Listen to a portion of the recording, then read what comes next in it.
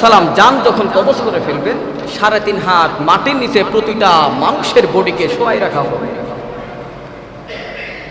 যেই ফেরেশতা আসবে সেই ফেরেশতা সর্বপ্রথম তাকে প্রশ্ন করবে, মার রব, তোমার রবকে। ওই বান্দাটা যদি আমলি হয়, তার নেক আমল থাকে, সে বলতে থাকবে রব্বি আল্লাহ সুবহানাল্লাহ। আল্লাহর নবী বলেন 3.5 হাত মাটির নিচে যখন প্রতিটা মানুষকে দাফন করা হবে, একজন ফেরেশতা কবরে চলে আসবেন। আসার পরে তাকে জিজ্ঞাসা করতে থাকবেন, মা রব্বুকা, তোমার রবকে। আল্লাহর বান্দার যদি আমল কম থাকে, দুনিয়ার জমিনের মধ্যে তার রবকে চিনে নাই, ওই বান্দাটা শুধু চুপ করে থাকবে, শুধু বলতে থাকবে লা আদরি, আমি কিছুই জানি না, লা আদরি, আমি কিছুই জানি না, কিছুই চিনি না। ফেরেশতা আবার প্রশ্ন করতে থাকবেন, ওয়ামা দীনুকা, তোমার দিন কি বলো। আল্লাহর বান্দা শুধু তাকিয়ে থাকবেন, আর কোনো কথা বলার সুযোগ থাকবে না, শুধু বলবেন লা আদরি, আমি কিছুই জানি না, কিছুই জানি না। তারপরে ফেরেশতার একটা প্রশ্ন করতে থাকবেন, ওয়ামান নাবিয়ুকা, বলো তোমার নবীকে। দুনিয়াতে তুমি কার অনুসরণ করেছিলা। ওই আল্লাহর বান্দা কোনো কথা বলার সুযোগ থাকবে না, শুধু বলতে থাকবে লা আদরি, আমি কিছুই জানি না, কিছুই জানি না। আল্লাহর নবী বলেন আরেকটা প্রশ্ন করতে থাকবেন, একজন ব্যক্তির চেহারা ছবি দেখানো হবে, আর বলতে থাকবে ওয়ামা হাযা রাজুল বুইতা ফীকুম, আল্লাহু আকবার, জোরে বলেন।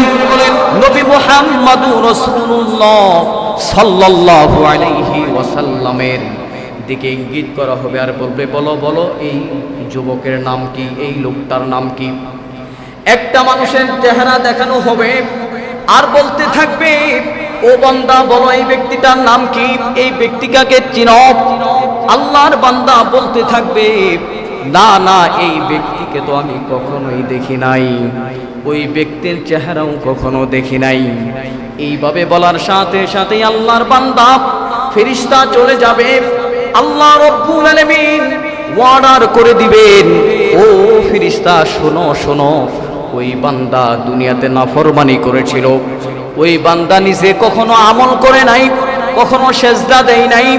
ওই বান্দা কবরের সাথে, জাহান্নামের কবরের সাথে লাইন করে দাও, জাহান্নামে যে আযাব গজব আছে তার কবরের মধ্যে ফিট করে দাও। নাউজুবিল্লাহ, জোরে বলে। ওই বান্দাকে জাহান্নামের মধ্যে যে আযাব আছে, যেই গজব আছে, তার কবরের সাথে ফিট করে দেওয়া হবে। নাউজুবিল্লাহ। আর যেই বান্দা শুধু আহসানু আমাল, দুনিয়ার জমিনের মধ্যে ভালো আমল করেছিলেন, ওই বান্দার জন্য আল্লাহ রব্বুল আলামিনের ফেরেশতারা বলতে থাকবে বলো বলো, মার রব্বুকা, তোমার রবকে। আল্লাহর বান্দা বলতে থাকবে আল্লাহ, রব হচ্ছে আমার রব আল্লাহ, যিনি আমাকে উত্তম রিজিকের ব্যবস্থা করেছিলেন, আমাকে দুনিয়াতে সুন্দর খাবার খাওয়াইছিলেন। আল্লাহ রব্বুল আলামিন আমার দুনিয়াতে এত বড় বড় বড় নিয়ামত দিয়েছিলেন।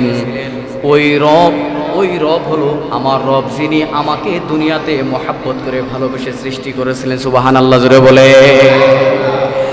আল্লাহর ওই ফেরেশতা জিজ্ঞাসা করবে, ওমা দীনুকা, তোমার দিন কি। দিন আল ইসলাম, আমার দিন হচ্ছে ইসলাম।